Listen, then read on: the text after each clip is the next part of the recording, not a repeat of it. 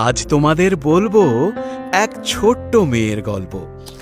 Nikita class 5-এর ছাত্রী।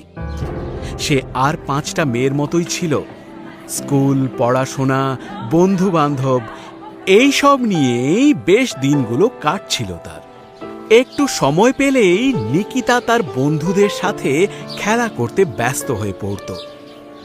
হঠাৎ একদিন সে আবিষ্কার করলো যে সে সবার থেকে একটু আলাদা।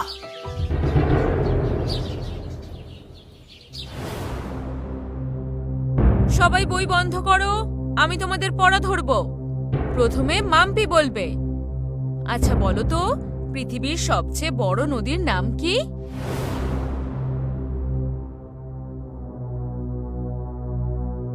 জানি না দিদিমণি। তুমি একদম পড়াশোনা করছো না, দাঁড়িয়ে থাকো। নিকিতা, তুমি বলো। এই রে, আমিও তো জানি না এই উত্তরটা। কি বলবো এখন? এরপর দিদিমণি নিশ্চয়ই আমাকে জিজ্ঞেস করবেন। আমি উত্তরটা জানি।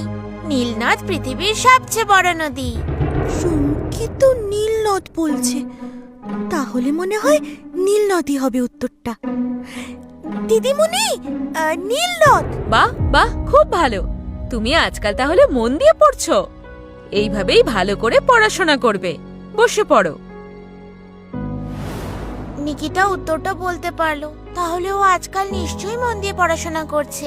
আমাকেও পড়াশোনায় জোর দিতে হবে। রুমকি ভাগ্যিস উত্তরটা বলে দিল। ছুটির পরে ওকে আমার অবশ্যই থ্যাঙ্কস জানানো উচিত। নিকিতা, তুই আমাকে দাঁড়াতে বললি কেন রে? তোকে আমার থ্যাঙ্কস জানানো উচিত রে।